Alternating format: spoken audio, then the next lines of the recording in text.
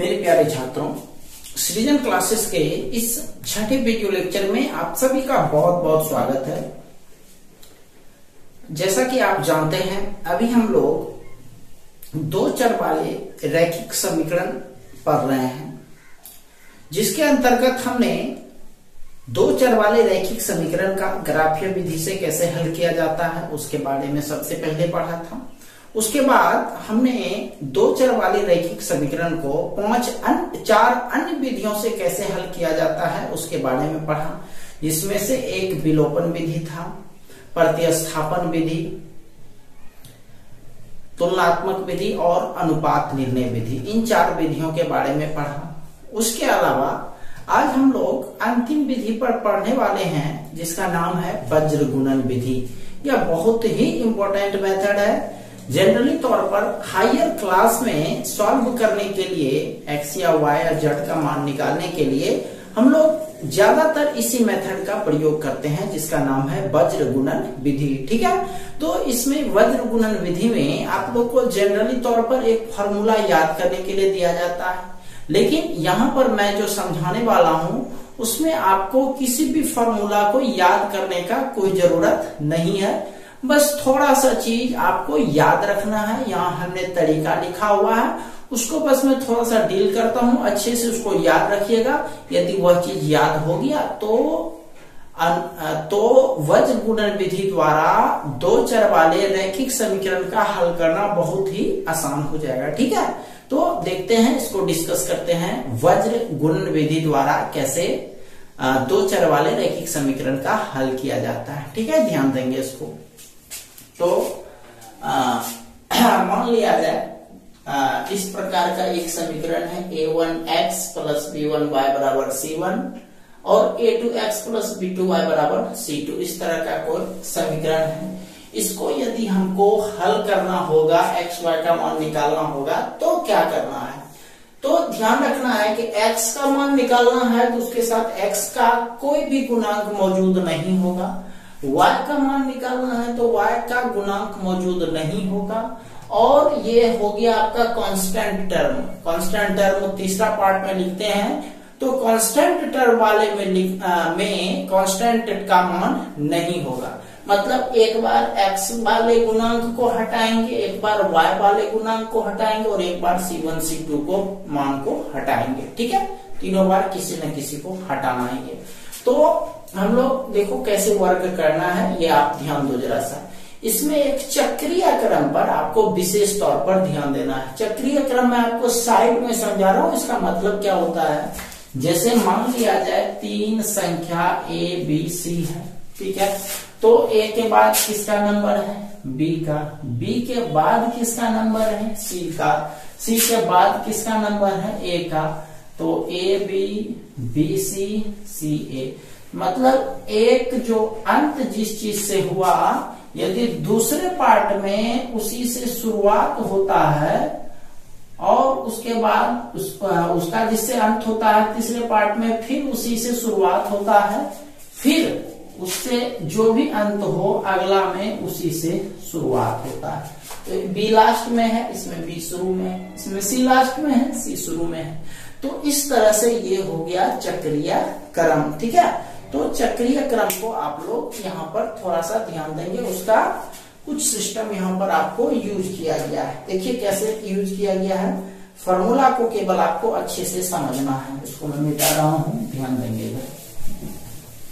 देखिए चक्रीय क्रम कैसे यूज किया गया। इसमें x लिखा हुआ है, मैंने आपको पहले बता चुका हूँ कि x यदि निकालना हो तो x के गुणांक को मत लिखो, y निकालना हो तो y के गुणांक को मत लिखो, लेकिन उसके नीचे जो भी आप मान लिखोगे वह मान चक्रीय क्रम में होना चाहिए। ठीक है, मतलब देखो जैसे x लिखे तो x का यहाँ देखो समीकरण में x का गुणांक a1 a2 है, a1 a2 नहीं लिखेंगे हम लोग। इसको छोड़ करके जो बचा तो b1 b2 और c1 c2 बचा, तो b1 b2 c1 c2 ऊपर नीचे लिख देना। ठीक है, चलते हैं दूसरे पार्ट में। दूसरा पार्ट ये y है, तो ये तो पक्का है b1 b2 आपको नहीं लिखना है। तो लिखना क्या है? तो आप देखो ध्यान दो, इसका जिस चीज से लास्ट हुआ C1 C2 वही इसका शुरू वाला पार्ट होगा, तभी यह चक्रीय क्रम में होगा। चूंकि आपको B1 B2 लिखना नहीं है, लिखना है कौन कौन A1 A2 और C1 C2, लेकिन इसमें से भी किसको पहले लिखें ये ज्यादा ध्यान देने वाला बात है। तो हमने आपको चक्रीय क्रम का बात पहले ही बताया था कि चक्रीय क्रम में जो संख्या या जो मान किसी का लास्ट टर्म होता है वही संख्या या वही मान किसी दूसरे का फर्स्ट टर्म होता है, ये बताया था हमने। तो यहाँ पर अभी आप उसी चीज को देखो अच्छे से, यहाँ देखो C1 C2 लास्ट हुआ था तो वही चीज C1 C2 फर्स्ट हुआ। तो ये तो आप पहले से समझ रहे हो कि y जब निकालना है तो y यानी B1 B2 हम लोग नहीं लिखेंगे, तो लिखना है C1 C2 और A1 A2। तो C1 C2 पहले लिखेंगे, A1 A2 बाद में लिखेंगे, वजह चक्रीय क्रम। ठीक, अब x का काम हो गया ये वाला, y का काम ये हो गया। अब जो ये बचा यह एक अचर पद हुआ, तो अचर पद के लिए हम लोग -1 का यूज करते हैं। ठीक है, -1 लिखते हैं। -1 लिखने का मतलब हुआ अचर पद उसके साथ बटे में नहीं देना है, तो ये नहीं लिखना है, इसका मतलब आपको A1 A2 और B1 B2 लिखना है, ये तो पक्का है। लेकिन शुरू में कौन लिखना है, तो शुरू में कौन लिखना है उसके लिए देखो अंत में किसको लिखे हो, अंत में A1 A2 है, इसीलिए A1 A2 और B1 B2। ठीक, हम देखो इस तीनों सिस्टम में क्रॉस का प्रयोग किए हैं, क्रॉस, ये क्रॉस है ना, तीनों सिस्टम में ये क्रॉस का प्रयोग हुआ है। तो क्रॉस का मतलब हुआ कोना कोनी गुना करना है। तो देखो B1 C2 के साथ गुना हुआ B1 C2, और ध्यान रखना है जब दोनों पार्ट कोना कोनी गुना कर देंगे और तो बीच में चिन्ह क्या देना है आपको, माइनस देना है।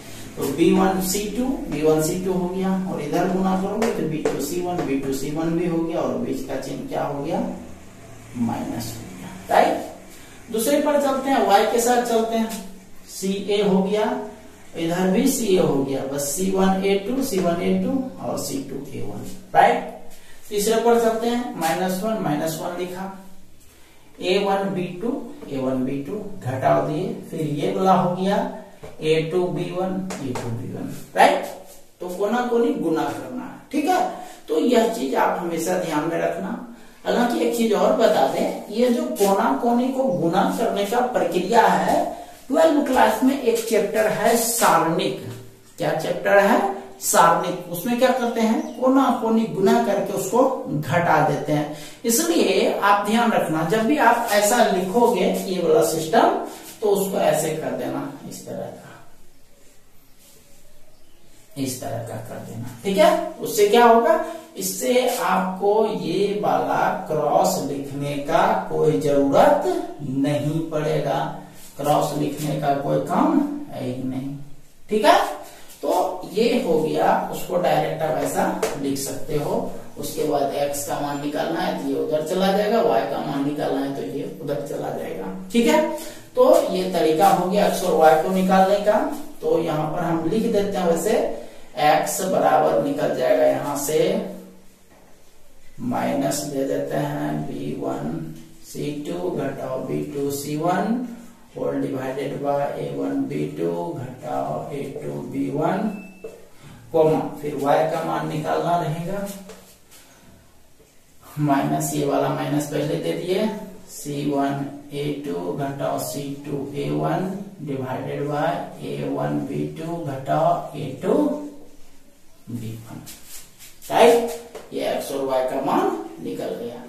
तो समझ में आ गया होगा बात कि क्या करना था। तो ये x और y का मान। अब आपको हम एक एग्जाम्पल के माध्यम से बताते हैं कि इसको कैसे बद्ध पुनर्विधि द्वारा हल करना है। ठीक है, तो एक क्वेश्चन मैं यहां लिख रहा हूं, सॉल्व उस साइड करूंगा।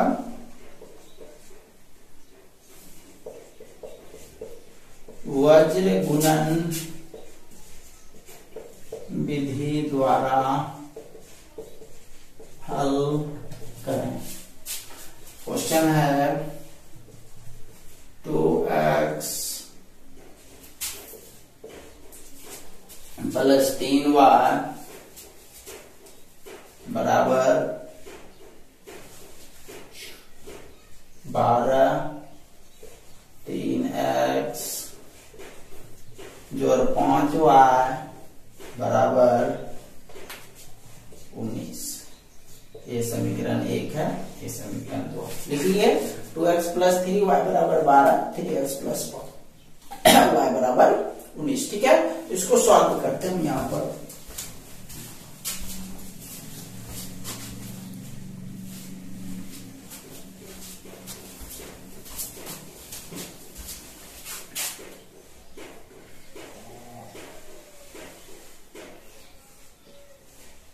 सॉल्यूशन लिखेंगे वज्र गुणन द्वारा।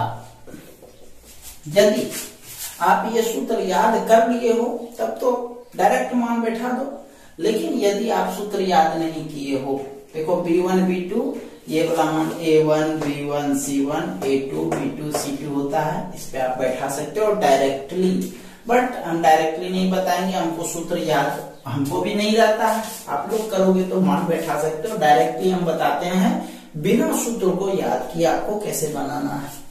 तो सबसे पहले लिखेंगे x बराबर, फिर देंगे y बराबर, फिर देंगे -1। ठीक है, ये देंगे। अब x का मतलब क्या बताए थे आपको, x को छोड़ करके x मत लिखो, x को मत लिखो, यानी 2 3 नहीं लिखो, तो क्या लिखो 3 5 12 19। तो यहां लिखते हैं 3 5 12 19।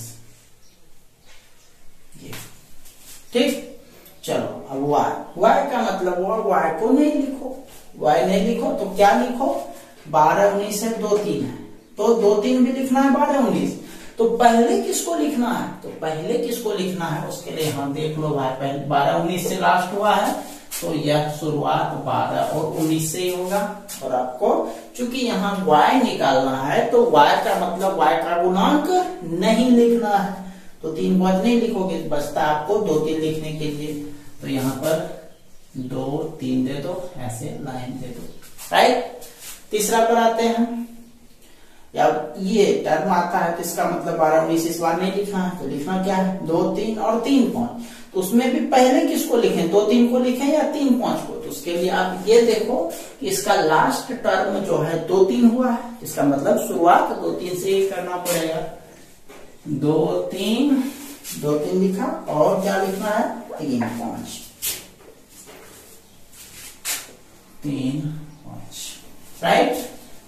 चलो अब इसको कैलकुलेट करो, कैलकुलेट करने का मतलब इसको कोना कोनी गुना करो। देखो करता हूं मैं कोना कोनी गुना, ऊपर में x है बटे 19 किया, 57 घटा 12 पंचे 60, y बटे कितना हो गया 12 दिया 36 घटा 38, -1 बटे 5 दूनी 10 घटा 9। ठीक, ये ध्यान रखो, एक जैसे एक को ना गुना करोगे बीच वाला चीज माइनस दे दो। अब ये हो गया आपका x बटे 57 में 60 किया -3, y बटे -2, -1 बटे 1। क्लियर। अब इसको 2 पार्ट में बांट दो। 2 पार्ट का कैसे बांटना है, ऐसे ये देखो बीच बीच लाइन दे दी। अब पहला बराबर तीसरा, पहला है x बटे -3 बराबर -1 बटे 1, और फिर उस साइड जो है इसको लिखना है दूसरा बराबर तीसरा, y बटे -2 बराबर -1 बटे 1। कोना कोनी गुना कर दो, x बराबर 3 इधर भी कर दो, y बराबर 2। समझ में आया। और लास्ट में आप लिख लेना x बराबर 3 y बराबर 2।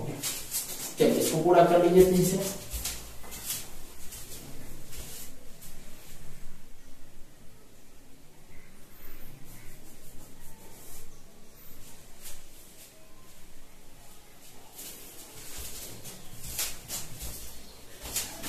चलिए एक और एग्जाम्पल ले रहा हूं, ध्यान देंगे।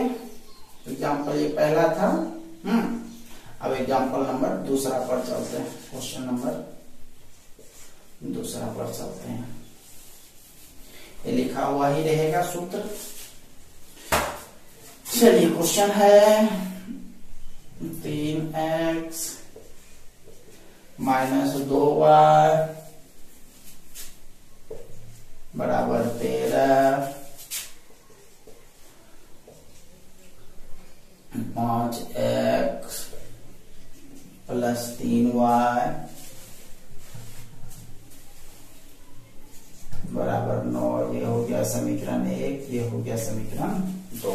ठीक है, चलिए करते हैं वर्क इस पर भी। सॉल्यूशन यहां लिखिएगा आप लोग वज्र गुणन द्वारा, तो मिटाते हैं नीचे वाला।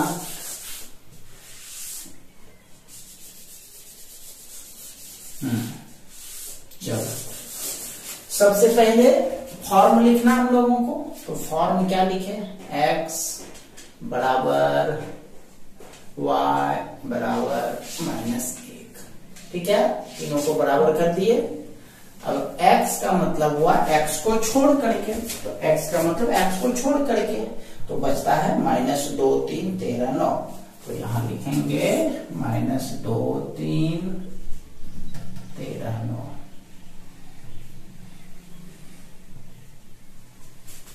ठीक है, चलिए y मतलब y को छोड़ दो, तो y को छोड़ोगे तो आपको जो बचेगा 13 9 बचता है 3 5, तो 13 9, यहां देखो लास्ट में 13 9 है, तो 13 9 लिखो और 3 5 लिखो, 3 5। और तीसरा जो है वो है -1। -1 का मतलब हुआ अचर पद को छोड़ करके, 13 9 को छोड़ दो, तो 3 5 -2 3 3 5 -2 3। चलिए करते हैं कैलकुलेट इसको। x बटे क्या बताया था आपको, पहले कोना कोनी गुना कर दो। देखो जैसे गुना करके 9 -9 गुना 2 है, -2 गुना 9 तो माइनस तो 18 होगा ही। अब अपने मन से यहाँ पर बीच का चिन्ह अपने मन से एक माइनस देना है, बीच का फिक्स है, माइनस आपको देना ही है। अब इसको गुना करो, 13 तिया 39, दूसरे पार्ट पर गुना करो, 13 पचे 65 घटाओ 9 तिया 27 बराबर -1 बटे, चलो उधर गुना करते हैं, 3 तिया 9 लिखे। अब माइनस दे दो, आप पहले से गुना किया -2, अब इसको गुना करो, देखो 5 दूनी -10 होता है, गुना करके -10 होगा, और बीच में माइनस पहले से है, तो यहाँ पर माइनस माइनस प्लस 10 हो जाएगा। ठीक है, ये हो गया x बटे -57, y बटे, इसको घटाओ 65 में 27 गया, 15 में 7 गया 38 हो गया, -1 बटे 19। क्लियर। अब इसको 2 पार्ट में बांट दो यहां से, चलो ये देखो 2 पार्ट कर दिया, ये रहा 2 पार्ट। अब x बटे -57 बराबर -1 बटे 19 हो गया। बोले थे ना आपको कि शुरू बराबर लास्ट, तो x बटे -57 बराबर -1 बटे 19, और इधर y बटे 38 बराबर -1 बटे 19। ठीक, कोना कोनी गुना कर दो, 19x माइनस गुना माइनस प्लस 57, 19 दिया 57, x का मान 3, और ये हो गया 19y बराबर -38, 2 बार में कट गया, y हो गया -2, लास्ट में लिख देना है x बराबर 3, y बराबर -2। ये हो गया आंसर। चलिए इसको पूरा कर लीजिए।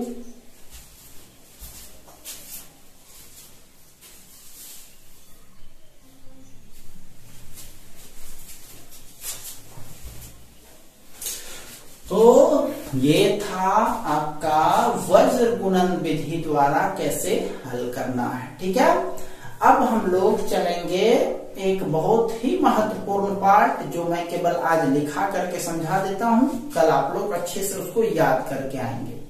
वो है हल की प्रकृति के बारे में। चलिए इसको मिटा रहा हूं।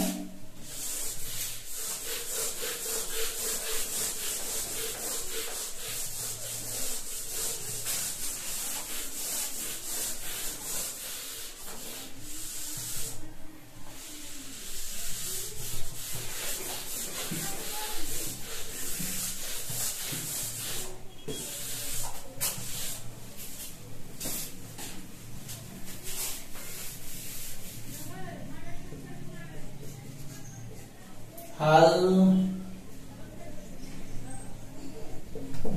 और आलेख की प्रकृति।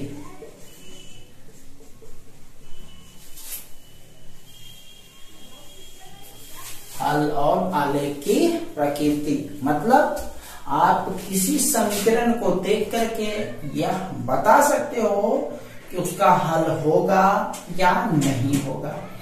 उसका एक हल होगा, अनंत हल होगा या कोई हल नहीं होगा, या उसके आलेख की प्रकृति बता सकते हो। आलेख का प्रकृति का क्या मतलब? आलेख का प्रकृति मतलब तो आप एक तो आलेख आप खींच करके बताते ही हो कि वह आलेख प्रतिच्छेद करेगा या एक दूसरे के समांतर होगा या वह एक दूसरे पर संपाती होगा। ये तो आप बता सकते हो आलेख को खींच करके, लेकिन सिर्फ आपको समीकरण के द्वारा, सिर्फ समीकरण को देख करके बिना समीकरण का आलेख खींचे उसके आलेख का प्रकृति बताना हो तो क्या करेंगे? ठीक है, तो इन्हीं सब चीजों को हम शॉर्टकट में समझते हैं और इसको देख करके ही आप पता कर सकते हो कि आलेख का प्रकृति कैसा होगा या समीकरण के हल का प्रकृति कैसा होगा। ठीक है, तो चलते हैं। इसमें हम लोग 3 चार्ट बनाते हैं।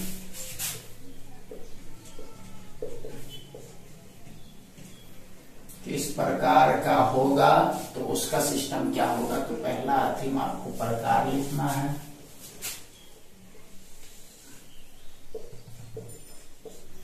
दूसरा में हल की प्रकृति के बारे में लिखेंगे, तीसरा में आलेख की प्रकृति के बारे में लिखेंगे और चौथा में समीकरण के प्रकृति के बारे में लिखेंगे। समीकरण कैसा होगा। तो समीकरण 2 प्रकार का होता है, संगत और असंगत। तो ये आपको 3 पार्ट में हमने बांटा है। सबसे पहला नंबर देखो, A1/A2 not equal to B1/B2। यदि ऐसा टर्म आता है तो उसका जो हल होगा वह अद्वितीय हल होगा। कौन सा हल? अद्वितीय। इसका मतलब इसमें x और y का मान प्राप्त होगा। अच्छा, आलेख जो होगा इसका प्रतिच्छेदी होगा। आपको ध्यान होगा जब आप आलेख खींचते थे तो आलेख में जब 2 रेखा एक दूसरे को काटता था तभी हम पता करते थे कि x का मान क्या होगा और y का मान क्या होगा। तो इसका मतलब जब हमको हल प्राप्त होगा तो इसका मतलब आलेख निश्चित तौर पर एक दूसरे को काटेगा। ठीक है, और जब हल प्राप्त होता है तो इसको हम लोग बोलते हैं संगत समीकरण। कौन सा समीकरण? संगत समीकरण। और यह जो संगत समीकरण होता है इसका दूसरा नाम है अविरोधी। क्या नाम है? अविरोधी। वो मैं पहले ही डेफिनेशन में लिखा चुका हूं, अविरोधी। चलिए दूसरा, ये पहला टाइप था, ये दूसरा टाइप। A1/A2 B1/B2 बराबर, अब शुरुपला 2 को बराबर होगा, तीसरा बराबर नहीं होगा। इसमें क्या था? शुरुपला 2 बराबर नहीं होगा तो द्वितीय। इसमें क्या है? शुरुपला बराबर होगा लेकिन तीसरा बराबर नहीं होगा। तो उस स्थिति में लिखते हैं कोई हल नहीं। ठीक है, कोई हल नहीं, उसका हल ही नहीं होगा। और हल नहीं होने का मतलब हुआ वह एक दूसरे को कहीं नहीं काटेगा और कभी नहीं काटने का मतलब वह एक दूसरे के समांतर होगा। तो यहाँ पर उसका आलेख का प्रकृति समांतर। और जब कोई हल नहीं होता है तो उसको बोलते हैं असंगत। असंगत, इसका दूसरा नाम है विरोधी। ये ध्यान दो आप कि संगत में अ नहीं लगा हुआ लेकिन उसके दूसरे नाम में अ लग जाता है। उसी तरह असंगत में अ लगा हुआ है तो इसका जो दूसरा नाम है उसमें ओ हट जाएगा, यानी असंगत या फिर उसका दूसरा नाम है विरोधी। चलिए आते हैं तीसरा पार्ट पर। A1/A2, B1/B2, C1/C2।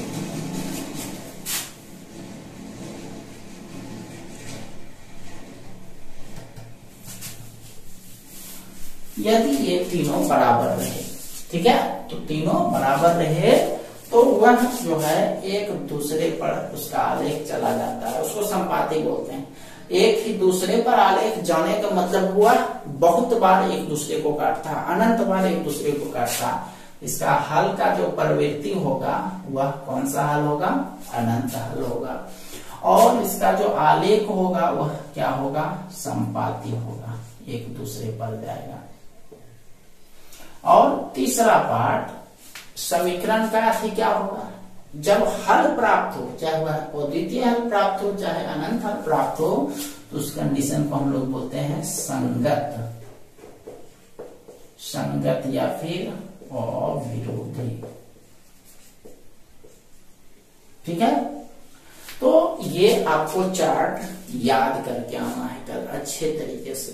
फिर भी हम 2 एग्जांपल दे देते हैं ताकि और भी अच्छे तरीके से याद रहे। कल इस पर और भी सवाल मैं बताऊंगा। आज आपको कुछ 1-2 एग्जांपल्स देता हूं। जैसे क्वेश्चंस लेते हैं, हल की प्रकृति बताएं, ऐसे ये क्वेश्चन रहेगा।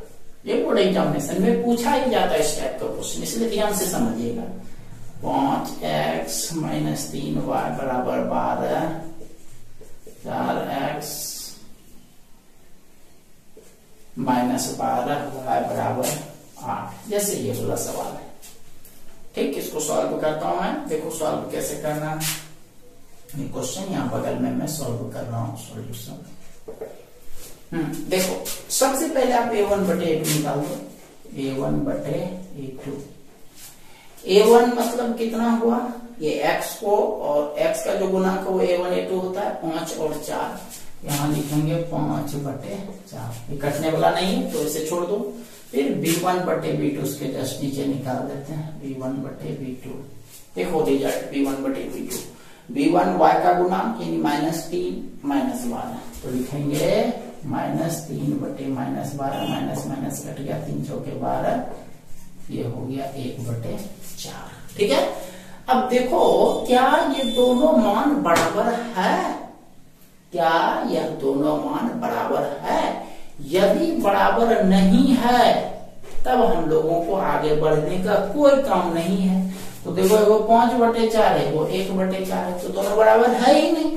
तो यहां पर लिखेंगे, इसलिए A1/A2 not equal to B1/B2। बराबर जब नहीं हो तो यहाँ देखो हल की प्रकृति बताना है। तो देखो बराबर नहीं है तो उसमें हल का प्रकृति क्या होता है? अद्वितीय। तो यहाँ पर लास्ट में आपको लिख देना है, अतः इस समीकरण का अद्वितीय हल होगा।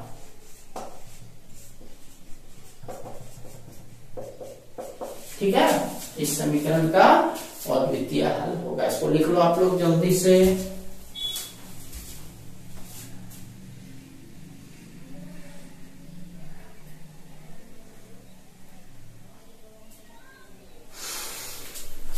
चलिए सेम सवाल आपको फिर से हम दे रहे हैं।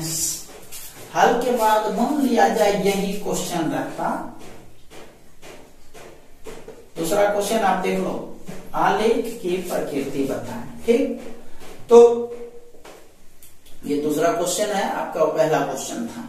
आप जब नोट्स बनाओगे तो इसको पूरा तरह से लिखना क्वेश्चन को। ठीक है, देखो इसमें क्या करना है। तो इसमें भी वही करोगे, A1/A2 निकाल दोगे, B1/B2 निकाल दो। तो देखो ये भी 5/4, ये 1/4, दोनों बराबर है? दोनों बराबर नहीं है, तो लिखेंगे A1/A2 not equal to B1/B2। अतः इस समीकरण का क्या लिखना है? आलेख।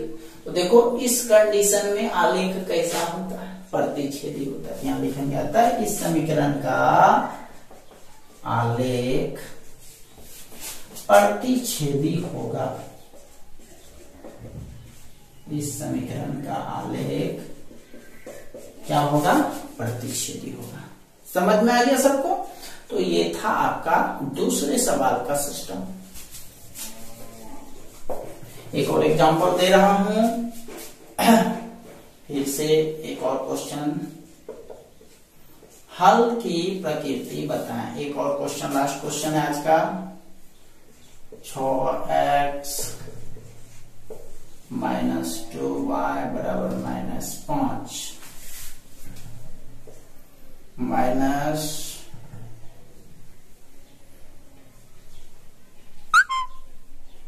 12x plus 4y = 10। ये सवाल है। इसमें हम लोग मान निकालते हैं। चलो सॉल्यूशन करते हैं इसका भी। सॉल्यूशन a1/a2 निकालो। ये हो गया 6 -12 कट करके हो गया -1/2, राइट। फिर b1/b2 निकालते हैं। b1/b2 ये हो गया -2/4, 2 बार में कट गया। तो ये माइनस यहाँ पे आता है, तो ये माइनस ऊपर या नीचे कोई दिक्कत नहीं, आप उसको बीच में ही कर दो। ये हो गया -1/2। तो यह भी -1/2, यह भी -1/2। अब हम लोग चलते हैं C1/C2 पर। चूंकि ये दोनों बराबर था, ध्यान दो भाई, ये दोनों बराबर था, तभी हम तीसरे पर पहुंचे। अब इसको ऐसे समझो कि मान लिया कि आपको कोई सामान लाने के लिए भागलपुर जाना है, और आपको सामान लेने के लिए भागलपुर जाना है, और आपको पता चलता है कि भागलपुर में वह सामान उपलब्ध नहीं है। तो क्या करोगे? आप जाओगे या नहीं जाओगे? नहीं जाओगे। जब पता हो गया तो क्यों जाओगे? और यदि सामान लाने के लिए आपको जाना है और पता चल रहा है आपको कि भागलपुर में फलना जगह यह मिलता है, तो क्या करोगे? आप भागलपुर जाकर के फलना जगह से वो सामान लाओगे। यहां भी आप वही चीज ध्यान रखो कि यदि शुरू वाला दो को बराबर है, तभी हम लोग तीसरे पर जाएंगे, यानी सामान मिल रहा है तभी वहां जाएंगे। तो यहाँ पर देखो दोनों एक जैसा मिल रहा है, -1/2, तभी हम तीसरे की तरफ जाएंगे। बट अदरवाइज तीसरे पर जाने का कोई जरूरत नहीं है। तो C1/C2 कितना है भाई? -5/10। तो यहाँ लिखते हैं -5/10, ठीक है। तो इसको घटा दो भाई, 2 बार में कट गया, ये -1/2। तो देखो भाई सब कुछ, ये भी -1/2, दूसरा भी -1/2, और तीसरा भी -1/2। माइनस ऊपर रहे या नीचे रहे उससे कोई फर्क पड़ता नहीं है, उसको आपको बीच में डाल देना है। तो इसका क्या मतलब? तीनों मान बराबर है ना, -1/2, -1/2, -1/2। तो यहाँ पर लास्ट में लिखेंगे a1/a2, b1/b2 बराबर c1/c2। और जब तीनों मान बराबर हो गया तो देखो हमको लिखना क्या है? हल की प्रकृति। तो हल यहाँ पर देखो तीनों बराबर होता है, कैसा हल होता है उसका? अनंत हल। तो लिखेंगे अतः इस समीकरण का अनंत हल होगा, अनंत हल होगा। ठीक है, 3 क्वेश्चन कंप्लीट हो गया। इसी तरह का एक और क्वेश्चन, सेम क्वेश्चन हम दे रहे हैं, आलेख की प्रकृति लिखे। ठीक, क्वेश्चन हम सेम दे रहे हैं, सिर्फ ये देखो ये 5/10, 5 और 10 बदल दिए, -5 था माइनस हटा दिया। ठीक, तो a1/a2 यही निकलेगा, b1/b2 यही निकलेगा, c1/c2 निकालते हैं तो ये हो गया 5/10, कट के हो गया 1/2। तो ये दोनों देखो a1 a2 मिल रहा है ना, a1/a2 और b1/b2 मिल रहा है, लेकिन तीसरा मान क्या है भाई? पॉजिटिव है। ये भी मिल रहा है लेकिन चिन्ह नहीं मिल रहा है, इसका मतलब ये दोनों बराबर है, तीसरा बराबर नहीं है। तो यहाँ लिखेंगे a1/a2, b1/b2 not equal to C1/C2। अब हमको इसमें आलेख की प्रकृति लिखना है, तो इस तरह का सिस्टम वाला में आप आलेख को खोजो। ये रहा सिस्टम, उसका आलेख देखो क्या लिखा हुआ है, समांतर। तो लिखेंगे अतः इस समीकरण का आलेख समांतर होगा। चलिए इसको पूरा कर लीजिए।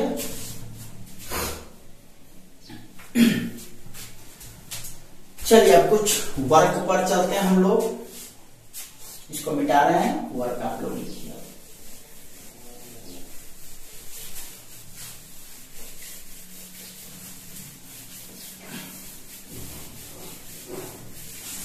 देखिए क्वेश्चन पहला, वज्र गुणन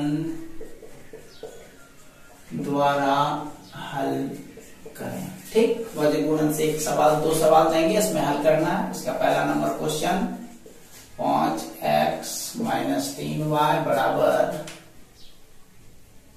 9, 5x + 3y बराबर 21, 4x + 2y बराबर